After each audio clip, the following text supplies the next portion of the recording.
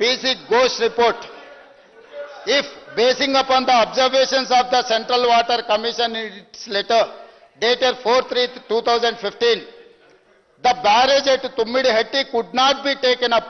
The same reason holds good for construction of barrage at Medigadda also.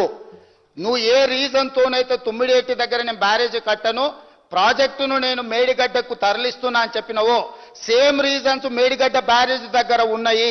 కాబట్టి అక్కడ నువ్వు చెప్పిన రీజన్ సహేతుకం కాదు. నువ్వు సమయానుకూలంగా నువ్వు చేయాల్సిన తప్పులకు ఒక ముసుగు దొడుక్కుంటున్నావని ఈ రిపోర్ట్ ఇచ్చింది అధ్యక్ష. అందుకే ఈ రిపోర్ట్ మీద వాళ్ళకి అంత కక్ష, ద్వేషము, పగ అధ్యక్ష.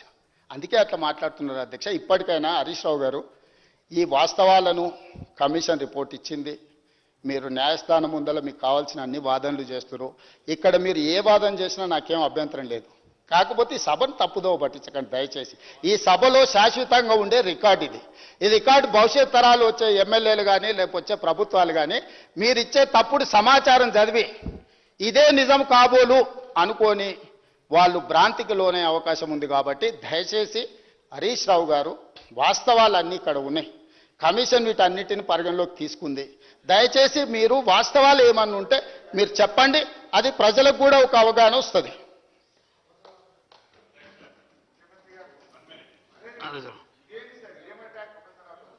మంత్రి గారు. అధ్యక్ష, గౌరవ ముఖ్యమంత్రి గారు ఏదైతే మాట్లాడారో ఇన్ కంటిన్యూషన్ ఇంకొక విషయం కూడా ఉంది అధ్యక్ష. ఏదైతే తుమ్మిడిహట్టి దగ్గర ఆనాడు 2009, 2014లో క్లియరెన్స్ ఇచ్చింది, వాటర్ అవైలబిలిటీ ఉందని సిడబ్ల్యూసి ఇచ్చిన దాని మీద ఆనాటి ప్రభుత్వాలు ఆ తుమ్మిడిహట్టి దగ్గర BR Ambedkar, Pranahita Chevella, Sujala Sravanthi project start చేసినప్పుడు ఆ ప్రభుత్వం 5,500 కోట్ల చిల్లర ఖర్చు పెట్టింది అధ్యక్ష. 2014 తర్వాత ఏదైతే ఈ ప్రభుత్వం ఏర్పడిన తర్వాత మాట్లాడతా నీ చరిత్ర తీసేటాన్ని ఎందుకు రెచ్చిపోతుండే ఆయన తప్పకుండా తీస్తా. 2014 తర్వాత ఇప్పుడు ఆనాటి ఇరిగేషన్ శాఖ మంత్రిగా హరీష్ రావు గారు, ఆనాటి ముఖ్యమంత్రిగా కేసీఆర్ గారు ఉన్నప్పుడు అదే ప్రాజెక్టు మీద 6,100 కోట్లు ఖర్చు పెట్టారు అధ్యక్ష. అంతకుముందు ఉమ్మడి ఆంధ్రప్రదేశ్లో ఉన్నప్పుడు 5,500 కోట్లు ఖర్చు పెడితే 6,100 కోట్లు రాష్ట్ర విభజన జరిగిన తర్వాత ఆ ప్రభుత్వం ఖర్చు పెట్టింది అధ్యక్ష. ఈ ప్రభుత్వం ఖర్చు పెట్టినా ఆ ప్రభుత్వం ఖర్చు పెట్టినా అది ప్రజల సొమ్ము అధ్యక్ష. ఇక్కడ గమనించాల్సింది, మీరు ఎక్స్పర్ట్ కమిటీతో, అనుభవజ్ఞులైన మీకు నచ్చిన ఎక్స్పర్ట్ కమిటీతో ఒక రిపోర్టు కాల్ఫర్ చేశారు. కాల్ఫర్ ఎందుకు చేశారు? దాన్ని అవాయిడ్ చేపట్టడం కోసం. ఏదైతే తుమ్మిడిహట్టి దగ్గర కట్టిన, ఇందాక గౌరవ ముఖ్యమంత్రి గారు అనేక జీవోలు కోట్ చేసి పిసి ఘోష్ గారు ఆ నివేదికలో ఇచ్చిన చర్చ సందర్భంగా ఆ నివేదికను ఎక్స్ప్లెయిన్ చేసేటప్పుడు దానికి సంబంధించింది ఎక్స్ప్లెయిన్ చేస్తూ ఏదైతే ఆ తుమ్మిడిహట్టి దగ్గర కట్టే దాని గురించి వివరించినప్పుడు ఆ ఉన్న ఫీజిబిలిటీని కాదు, మాకు కన్వీనియంట్ గా ఉండాలి అని మేడిగడ్డ దగ్గర బ్యారేజీకి ఈ ఎక్స్పర్ట్ కమిటీ రిపోర్ట్ ఇస్తుందని, ఆ మేడిగడ్డ దగ్గర రీడిజైన్ పేరుతో ఒక కొత్త కాన్సెప్ట్ తీసుకురాకపోతే మాకు రావాల్సింది రాదు అని ఒక మంచి ఆలోచనతో మీరు ప్లాన్ చేశారు అధ్యక్ష. మీరు 6,100 కోట్లు ఖర్చు పెట్టినప్పుడు మీ ఆలోచన ఎందుకు లేదు? కనీసం రిపోర్టు ఇచ్చిన దాకైనా ఆగకుండా ఎందుకు ఖర్చు పెట్టారు? అదే మేడిగడ్డ దగ్గర సంబంధించిన 3 బ్యారేజీలు కట్టేటప్పుడు విత్-ఇన్ 25 days యాప్ కోర్సుకు పర్మిషన్ ఇచ్చేది, డిపిఆర్ చేయమన్నారు, ఎస్టిమేట్ చేశారు, రాత్రికి రాత్రే జీవోలు ఇచ్చారు, టెండర్లు పిలిచారు, ఫౌండేషన్లు వేశారు. 20-25 రోజుల్లోనే ఈ 3 ప్రాజెక్టులు కట్టారు. మీరు అక్కడ ఎక్స్పర్ట్ కమిటీ ఇచ్చిన రిపోర్టుని పక్కన పెట్టారు. 6,100 కోట్లు ఎట్లా ఖర్చు పెట్టారన్నది ఒక అంశం అధ్యక్ష. రెండోది, అదే మేం బేసిజానికి పోలా, ఆడ ఫీజిబిలిటీ వాటర్ ఉందని చెప్పినా కూడా దాన్ని పక్కన పెట్టారు.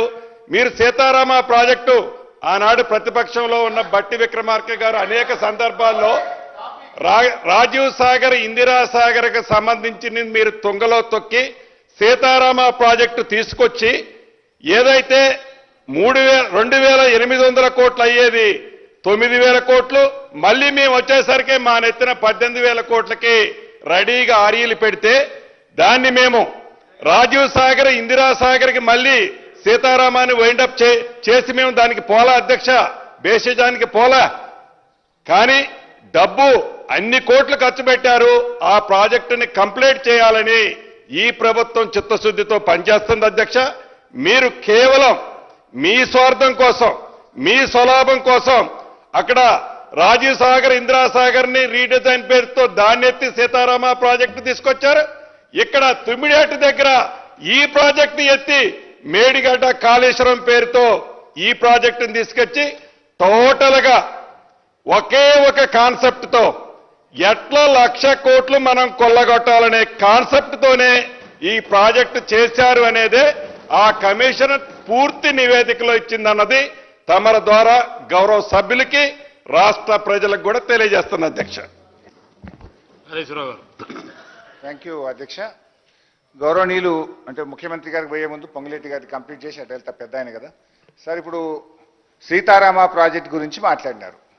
మరి సీతారామ ప్రాజెక్టుకు శంకుస్థాపన చేసినప్పుడు కేసీఆర్ గారు పక్కనే ఉన్నారు కదా వారు he was very much presence in that meeting. So